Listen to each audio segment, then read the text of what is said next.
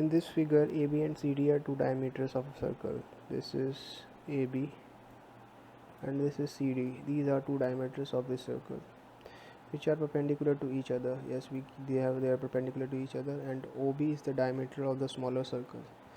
OB is the diameter for this one. This circle, we have the diameter OB.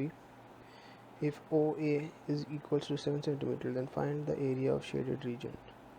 This is given as 7. We need to find the area of the shaded region, like this one and this one and this area of the smaller circle. So for finding that area, we have AB and CD diameters and circles with center O. So from radius of the circle, we can say this, the radius of OD is also 7 cm.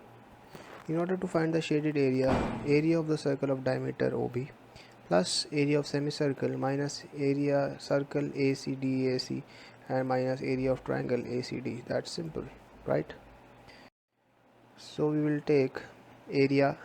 This is the area of the circle. This is the rest of the circle.